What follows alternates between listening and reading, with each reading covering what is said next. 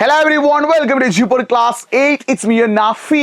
എല്ലാവർക്കും മക്കളെ G-Podന്റെ 8ാം ക്ലാസ്സിലേക്ക് സ്വാഗതം. അപ്പോൾ സോഷ്യൽ സയൻസിലെ 6ാമത്തെ ചാപ്റ്ററിൽ നിന്ന് നിങ്ങളുടെ ക്രിസ്മസ് എക്സാമിന് ചോദിക്കാൻ ചാൻസ് ഉള്ള ഏറ്റവും ഇമ്പോർട്ടൻ്റ് ആയുള്ള ക്വസ്റ്റ്യൻസ് നമ്മൾ ഡിസ്കസ് ചെയ്യാൻ പോവാണ്. ഇത്ര അപ്ഡേറ്റ്സ് നിങ്ങൾക്ക് നേരത്തെ കിട്ടാൻ താല്പര്യമുണ്ടെങ്കിൽ നിങ്ങൾ കമന്റ് ബോക്സിൽ എന്ത് ചെയ്യുക, കമന്റ് ബോക്സ് ടൈപ്പ് ചെയ്യല വേണ്ടത്. നമ്മുടെ ചാനൽ എന്ത് ചെയ്യുക, ഒന്ന് സബ്സ്ക്രൈബ് ചെയ്യുക. മാക്സിമം ഫ്രണ്ട്സിലേക്ക് ഈ ലിങ്ക് ഒന്ന് ഷെയർ ചെയ്ത് കൊടുക്കുക. ഈ വീഡിയോയുടെ ലിങ്ക് നിങ്ങളുടെ മാക്സിമം ഫ്രണ്ട്സിലേക്ക് എന്ത് ചെയ്യുക, ഷെയർ ചെയ്യുക. കാരണം സോഷ്യൽ സയൻസിലെ 6ാമത്തെ ചാപ്റ്റർ ആയിട്ടുള്ള റിസോഴ്സ് അഥവാ വിഭവങ്ങളുടെ ചാപ്റ്ററിൽ ഏറ്റവും ഇമ്പോർട്ടൻ്റ് ആയുള്ള ക്വസ്റ്റ്യൻസ് നമ്മൾ ഡിസ്കസ് ചെയ്യാൻ പോകണം. അപ്പോൾ ചാനൽ ഒന്ന് സബ്സ്ക്രൈബ് ചെയ്തോ, മാക്സിമം ഫ്രണ്ട്സിലേക്ക് ഷെയർ ചെയ്തോ. ഇത്ര അപ്ഡേറ്റ്സ് നേരത്തെ കിട്ടാൻ നിങ്ങൾ ചെയ്യേണ്ടത് നമ്മുടെ ക്രിസ്മസ് എക്സാമിന്റെ സ്പെഷ്യൽ സ്റ്റഡി ഗ്രൂപ്പിൽ ജോയിൻ ചെയ്യുക. ലിങ്ക് നമ്മൾ ഇവിടെ കൊടുത്തിട്ടുണ്ട്, കമന്റ് ബോക്സിൽ കൊടുത്തിട്ടുണ്ട് കേട്ടോ. ഈ നോട്ട് മാത്രമല്ല, ലൈവിന്റെ നോട്ടുകൾ നിങ്ങൾക്ക് ഓരോ ലൈവിന് ശേഷം എന്ത് കിട്ടും, നോട്ടുകൾ കിട്ടും അല്ലേ. ഈ ലൈവിന്റെ നോട്ടുകൾ കിട്ടാൻ നിങ്ങൾ എന്ത് ചെയ്യണം, ക്രിസ്മസ് എക്സാമിന്റെ സ്പെഷ്യൽ സ്റ്റഡി ഗ്രൂപ്പിൽ ജോയിൻ ചെയ്യണം. അത് മാത്രമല്ല, നിങ്ങൾ ക്രിസ്മസ് എക്സാമിന് ശേഷം നിങ്ങളുടെ ആനുവൽ എക്സാമിനും ക്രിസ്മസ് എക്സാമിനും നിങ്ങൾക്ക് ഏറ്റവും മികച്ച മാർക്ക് നേടാൻ ആഗ്രഹം ഉണ്ടെങ്കിൽ നിങ്ങൾ 8ാം ക്ലാസ്സിന്റെ ബൂസ്റ്റർ ബാച്ചിൽ ജോയിൻ ചെയ്യുക. കാരണം നിങ്ങൾക്ക് 8ാം ക്ലാസ്സിൽ എന്തില്ല, ഓൾ പാസ് ഇല്ല. നിങ്ങൾ എക്സാം എഴുതിയിട്ട് ഫെയിൽ ആയി പോയാൽ വീണ്ടും നിങ്ങളെ സ്കൂളിൽ റീടെസ്റ്റ് ചെയ്തിപ്പിക്കും. അപ്പോൾ നിങ്ങൾക്ക് മികച്ച മാർക്ക് നേടാൻ ആഗ്രഹം ഉണ്ടെങ്കിൽ നിങ്ങൾ ജോയിൻ ചെയ്യേണ്ടത് G-Podന്റെ ബൂസ്റ്റർ ബാച്ചിൽ. ഇവിടെ നിങ്ങളെ കാത്തിട്ട് additional questions, 2 set of note, 2 set of exam, അങ്ങനത്തെ ഒരുപാട് കാര്യങ്ങൾ, മെൻറ്റർ സപ്പോർട്ട്, നിങ്ങൾക്ക് ഡൗട്ട് ക്ലിയർ ചെയ്യാനുള്ള ഓപ്ഷൻസ് എല്ലാം നമ്മൾ പ്രൊവൈഡ് ചെയ്യുന്നത് G-Podന്റെ 8ാം ക്ലാസ്സിലെ ബൂസ്റ്റർ ബാച്ചിലാണ്. നിങ്ങൾ ബൂസ്റ്റർ ബാച്ചിൽ ജോയിൻ ചെയ്ത് പഠിച്ചോ, കാര്യങ്ങളൊക്കെ റെഡിയാകും. സോ കമന്റ് ബോക്സ് നമ്മൾ എന്ത് ചെയ്തിട്ടുണ്ട്, ഒരു ഗൂഗിൾ ഫോം പിൻ ചെയ്ത് വെച്ചിട്ടുണ്ട്, ഒന്ന് ഫില്ല് ചെയ്യുക. നമ്മുടെ ടീം നിങ്ങൾ വിളിച്ച് ബാക്കി കാര്യങ്ങൾ പറഞ്ഞു കേട്ടോ. സോ റിസോഴ്സ് യൂട്ടിലൈസേഷൻ സസ്റ്റൈനബിലിറ്റി, വിഭവ വിനിയോഗവും സുസ്ഥിരയും എന്നുള്ള 6ാമത്തെ ചാപ്റ്ററിൽ നിന്ന് എക്സാമിന് ചോദിക്കാൻ ചാൻസ് ഒരു ക്വസ്റ്റ്യൻ ആണ് ഇവിടെ കൊടുത്തിട്ടുള്ളത്.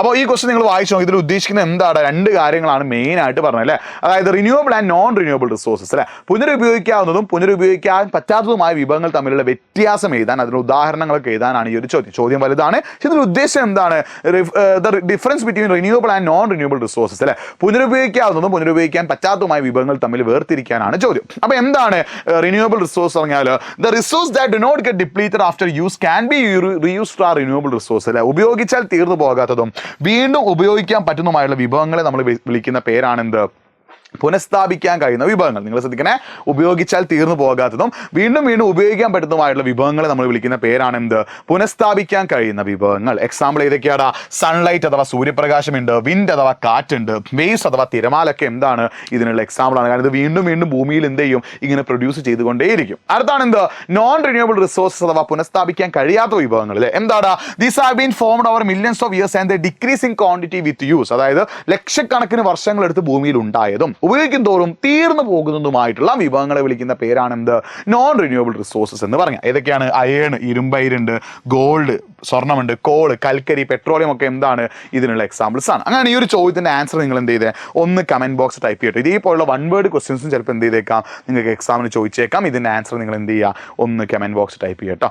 ഓക്കെ, ഇനി അടുത്തൊരു ക്വസ്റ്റ്യൻ ആണെന്ത്, ക്വസ്റ്റ്യൻ നിങ്ങൾ വായിക്കണേ. അപ്പോൾ ക്വസ്റ്റ്യൻ ഉദ്ദേശം എന്താണ്, മിനറൽസ് അഥവാ ധാതുക്കൾ എന്താണ്, ഈ ധാതുക്കൾ എങ്ങനെയാണ് ഉണ്ടാകുന്നത്, അതിനെക്കുറിച്ചുള്ള ബാക്കി കാര്യങ്ങളൊക്കെ എഴുതാനാണ് ഇവിടെ പറഞ്ഞത്. അപ്പോൾ ക്വസ്റ്റ്യൻ വലുതാണ്, ഒരു 4 മാർക്കിനൊക്കെ എന്ത് ചെയ്തേക്കാം, ഈ ഒരു ചോദ്യം ചോദിച്ചേക്കാം. അപ്പോൾ എന്താണ് മിനറൽസ് അഥവാ ധാതുക്കൾ എന്ന് പറഞ്ഞാൽ, minerals are naturally forming organic and inorganic substance with chemical and physical properties അല്ലേ. അതായത് പ്രകൃതിയാൽ രൂപപ്പെടുന്നതും ഭൗതിക സവിശേഷതയോട് കൂടിയിട്ടുള്ള ജൈവ അജൈവ വസ്തുക്കളെ വിളിക്കുന്ന പേരാണെന്ത്, മിനറൽസ് അഥവാ ധാതുക്കൾ. അപ്പോൾ പ്രകൃതിയിൽ ഉണ്ടാകുന്നതും ജൈവ അജൈവ വസ്തുക്കളായുള്ള സംഭവങ്ങളെ നമ്മൾ എന്ത് വിളിക്കുന്നു, മിനറൽസ് അഥവാ ധാതുക്കൾ എന്ന് വിളിക്കുന്നു. എക്സാമ്പിൾ ഇതൊക്കെ പെട്രോളിയം, അയൺ ഓർ, ബോക്സൈറ്റ് ഒക്കെ എന്താണ്, മിനറൽസ് അഥവാ ധാതുക്കൾക്കുള്ള എക്സാമ്പിൾ ആണ്. പക്ഷേ ഇതിന്റെ ഏറ്റവും വലിയ പ്രത്യേകത എന്താ, we cannot use these minerals directly. നമുക്ക് നേരിട്ട് എന്ത് ചെയ്യാൻ പറ്റില്ല, ഈ ധാതുക്കൾ ഉപയോഗിക്കാൻ പറ്റില്ല. കാരണം മിനറൽസ് എങ്ങനെയാണ് നമുക്ക് ഇതിൽ കാണാൻ പറ്റുക, മിനറൽസ് നമ്മൾ എന്താണ്, ഓർ അഥവാ അയിരായിട്ടാണ് നമുക്ക് എന്തിനെ കാണാൻ പറ്റുക, മിനറൽസിനെ കാണാൻ പറ്റട്ടെ. ഈ ധാതുക്കൾ നമ്മൾ ഭൂമിയിൽ എങ്ങനെയാണ് കാണുക, ഓർ അഥവാ അയിരായിട്ടാണ്. അതായത് അലൂമിനിയം എന്ന് പറഞ്ഞാൽ ഒരു മിനറൽ അഥവാ ധാതുവാണ്. ആ അലൂമിനിയത്തിന്റെ ഓറാണ് ഇത് ബോക്സൈറ്റ്. ബോക്സൈറ്റ് നമ്മൾ എന്ത് ചെയ്യണം, കുഴിച്ചെടുക്കണം അല്ലെ. കുഴിച്ചെടുക്കുമ്പോൾ നമുക്ക് എന്തായിട്ടാണ് കിട്ടുക, ബോക്സൈറ്റ് ആയിട്ടാണ് കിട്ടുക. ആ ബോക്സൈറ്റ് നമ്മൾ എന്ത് ചെയ്യണം, ഫാക്ടറി കൊണ്ടുപോയി പരിപാടിയൊക്കെ നടത്തിയിട്ടാണ് നമ്മൾ എന്താക്കി മാറ്റുക, അലൂമിനിയം ആക്കി മാറ്റുക. അപ്പോൾ ഏതൊരു മിനറലും നമ്മൾ കുഴിച്ചെടുക്കുമ്പോൾ എങ്ങനെയാണ് കിട്ടുക, ഓർ അഥവാ അയിരായിട്ടാണ്. നമുക്ക് അതിനെ എന്ത് ചെയ്യണം, ഫാക്ടറിയിൽ കൊണ്ടുപോയിട്ട് ഒരുപാട് പ്രോസസ്സിംഗ് ഒക്കെ നടത്തിയിട്ടാണ് നമ്മൾ എന്ത് ചെയ്യുക, മിനറൽ അഥവാ ധാതുവാക്കിയിട്ട് മാറ്റുക. ഈ മിനറൽസ് നമ്മൾ 2ആയി ക്ലാസിഫൈ ചെയ്തിട്ടുണ്ട്. ഇത് ഇമ്പോർട്ടൻ്റ് ആണ്, metallic minerals and non metallic minerals. ലോഹധാതുക്കളും അലോഹധാതുക്കളും. മെറ്റാലിക് മിനറൽസിനെ പിന്നെ 2ആയിട്ട് ക്ലാസിഫൈ ചെയ്തിട്ടുണ്ട്. മെറ്റാലിക് മിനറൽസ് കണ്ടെയ്നിങ് അയൺ, ഇരുമ്പിന്റെ അംശമുള്ള ലോഹധാതുക്കളും, നോട്ട് കണ്ടെയ്നിങ് അയൺ, ഇരുമ്പിന്റെ അംശമില്ലാത്ത ലോഹധാതുക്കളും. ഇതും ഇമ്പോർട്ടൻ്റ് ആണ്, മനസ്സിലാക്കി വെച്ചോ. ഓക്കെ, ഇനി മെറ്റാലിക് മിനറൽസ് എന്താണെന്ന് മനസ്സിലാക്കി വെക്കുക, നോൺ മെറ്റാലിക് മിനറൽസ് മനസ്സിലാക്കി വെക്കുക. അപ്പോൾ ഇതേപോലെയുള്ള ക്വസ്റ്റ്യൻസ് ചിലപ്പോൾ എക്സാമിന് എന്ത് ചെയ്തേക്കാൻ ചോദിച്ചേക്കാം. അപ്പോൾ metallic minerals non metallic minerals നിങ്ങൾ എന്ത് ചെയ്യണം, പഠിച്ചു വെക്കണം. വളരെ വളരെ ഇമ്പോർട്ടൻ്റ് ആണ് കേട്ടോ. അപ്പോൾ ഇതേപോലെ നോട്ടുകൾ, ലൈവിന് ശേഷമുള്ള നോട്ടുകൾ നിങ്ങൾക്ക് കിട്ടാനായിട്ട് നിങ്ങൾ എന്ത് ചെയ്യണം, ക്രിസ്മസ് എക്സാമിൻ്റെ സ്റ്റഡി ഗ്രൂപ്പിൽ ജോയിൻ ചെയ്ത് ഇതിനൊക്കെ ഡീറ്റെയിൽഡ് ക്ലാസ്, ഓരോ ടോപ്പിക്കായിട്ട് എടുത്ത് അഡീഷണൽ ക്വസ്റ്റ്യൻസ് ഒക്കെ പറയുന്ന ഡീറ്റെയിൽഡ് ക്ലാസ് എവിടെ അവൈലബിൾ ആണ്, നമ്മുടെ ബൂസ്റ്റർ ബാച്ചിൽ അവൈലബിൾ ആണ്. ലിങ്ക് കമൻറ്റ് ബോക്സിൽ ഉണ്ട്. ഒന്ന് പിന്നെ ചെയ്ത് വെച്ച ലിങ്കിലുള്ള ഡീറ്റെയിൽസ് ഫില്ല് ചെയ്ത് നമ്മുടെ ടീം നിങ്ങളെ വിളിക്കും. അടുത്ത ക്വസ്റ്റ്യൻ നിങ്ങൾ വായിക്കുക. അതായത് ഇന്ത്യയിൽ ഏറ്റവും കൂടുതൽ അയൺ ആൻഡ് സ്റ്റീൽ ഇൻഡസ്ട്രിയിൽ ഒരു സംസ്ഥാനമാണ് ഒഡീഷ. എന്തുകൊണ്ടാണ് ഒഡീഷ എത്രത്തോളം അടിപൊളിയായിട്ട് മാറിയെന്നുള്ളതാണ് ചോദ്യം വലുതാണ്. ഒരു 3 മാർക്കിനൊക്കെ എന്ത് ചെയ്തേക്കാം, എക്സാമിന് ചോദിച്ചേക്കാം.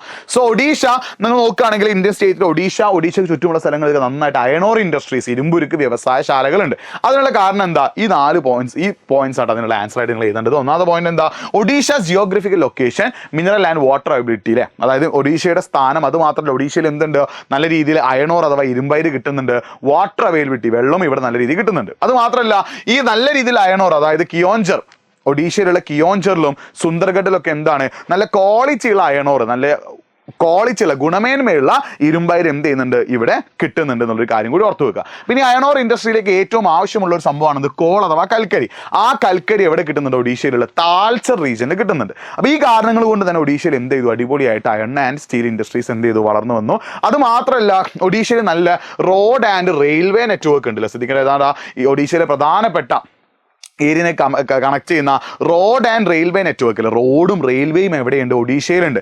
അത് മാത്രമല്ല ഒഡീഷയുടെ കോസ്റ്റ് ലൈനിലെ പരാദീപ് എന്ന് പറഞ്ഞ പോർട്ട്, പരാദീപ് എന്ന് പറഞ്ഞ തുറമുഖം, അതിലൂടെ എന്ത് ചെയ്യാം, പ്രൊഡ്യൂസ് ചെയ്യുന്ന സാധനങ്ങൾ ഫോറിൻ കൺട്രീസിലേക്ക് എന്ത് ചെയ്യാം, എക്സ്പോർട്ട് ചെയ്യാൻ പറ്റും. ഈ ഘടകങ്ങൾ കൊണ്ടൊക്കെയാണ് എന്ത് ചെയ്തത്, ഒഡീഷ ഏറ്റവും കൂടുതൽ ഇൻഡസ്ട്രീസ് ഉള്ള ഒരു സ്റ്റേറ്റ് ആയിട്ട് മാറിയത്. അപ്പോൾ ഇത്ര അപ്ഡേറ്റ്സ് ഒക്കെ നേരത്തെ കിട്ടാൻ നിങ്ങൾ നിർബന്ധമായിട്ടും ക്രിസ്മസ് എക്സാമിന് സ്പെഷ്യൽ സ്റ്റഡി ഗ്രൂപ്പിൽ എന്ത് ചെയ്യുക, ജോയിൻ ചെയ്യാം.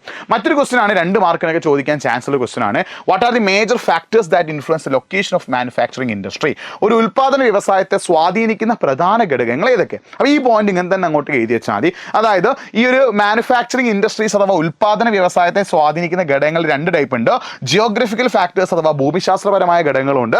നോൺ ജിയോഗ്രഫിക്കൽ ഫാക്ടേഴ്സ് അഥവാ ഭൂമിശാസ്ത്രപരമല്ലാത്ത ഘടകങ്ങളുണ്ട്. ഇതിനാണ് ഏതൊക്കെ, ടോപ്പോഗ്രഫി ഭൂപ്രകൃതി ഉണ്ട്, വെതർ കാലാവസ്ഥയുണ്ട്, വാട്ടർ ജലമുണ്ട്, എനർജി ഊർജ്ജമുണ്ട്, റോ മെറ്റീരിയൽസിലെ അസംസ്കൃത വസ്തുക്കളുണ്ട്. എന്നാൽ നോൺ ജിയോഗ്രഫിക്കൽ ഫാക്ടേഴ്സ് അഥവാ ഭൂമിശാസ്ത്രപരമല്ലാത്ത ഘടകങ്ങളിലോ ക്യാപിറ്റൽ മൂലധനം, ഓർഗനൈസേഷൻ സംഘാടനം, മാർക്കറ്റ് വിപണി, പോളിസീസ് ഗവൺമെന്റ് നയങ്ങൾ, ട്രാൻസ്പോർട്ടേഷൻ അഥവാ ഗതാഗതം, അവൈലബിലിറ്റി ഓഫ് ലേബേഴ്സ് തൊഴിലാളികളുടെ ലഭ്യത. അപ്പോൾ ഒരു ഏരിയയിൽ ഒരു ഫാക്ടറി എസ്റ്റാബ്ലിഷ് ചെയ്യണമെങ്കിൽ, ഒരു ഫാക്ടറി സ്ഥാപിക്കണമെങ്കിൽ ഇത്രയും ഘടകങ്ങൾ എന്ത് ചെയ്യണം, നോക്കി വെക്കണം എന്നുള്ളത് വളരെ വളരെ ഇമ്പോർട്ടൻ്റ് ആട്ടോ. സോ മറ്റൊരു ഹോംവർക്ക് കൂടി ഞാൻ നിങ്ങൾക്ക് തരാണ്. ഇതിൻ്റെ ആൻസർ കൂടി നിങ്ങൾ എന്ത് ചെയ്യുക, ഒന്ന് കമൻറ്റ് ബോക്സിൽ ടൈപ്പ് ചെയ്യുക. വേറൊരു ഹോംവർക്ക് കൂടി ഉണ്ട്, ഇതിൻ്റെ ആൻസർ നിങ്ങൾ എന്ത് ചെയ്യുക, ഒന്ന് കമൻറ്റ് ബോക്സിൽ ടൈപ്പ് ചെയ്യട്ടെ. ഇതേപോലെ 1 വേർഡുകളൊക്കെ എന്ത് ചെയ്യും, എക്സാമിന് ചോദിക്കാൻ ചാൻസ് ഉണ്ടെന്നുള്ളൊരു കാര്യം കൂടി നിങ്ങൾ എന്ത് ചെയ്യുക, മനസ്സിലാക്കി വെക്കുക. അപ്പോൾ ഇത്ര അപ്ഡേറ്റ്സിനായിട്ട് എന്ത് ചെയ്യുക, നമ്മുടെ ക്രിസ്മസ് എക്സാമിൻ്റെ സ്പെഷ്യൽ സ്റ്റഡി ഗ്രൂപ്പിൽ ഒന്ന് ജോയിൻ ചെയ്യുക. നമ്മുടെ ചാനൽ ഒന്ന് സബ്സ്ക്രൈബ് ചെയ്ത് വെക്കുക. ഈ വീഡിയോ നിങ്ങളുടെ 8ാം ക്ലാസ്സിലുള്ള മാക്സിമം ഫ്രണ്ട്സിലേക്ക് ഷെയർ ചെയ്യുക. ഏറ്റവും പ്രധാനപ്പെട്ട കാര്യം, നമ്മുടെ ക്രിസ്മസ് എക്സാമിനും അതിനുശേഷം നടക്കാൻ പോകുന്ന ആനുവൽ എക്സാമിനും ഏറ്റവും ബെസ്റ്റ് മാർക്ക് നേടണമെങ്കിൽ നിങ്ങൾ നമ്മുടെ ബൂസ്റ്റർ ബാച്ചിൽ ജോയിൻ ചെയ്യണം.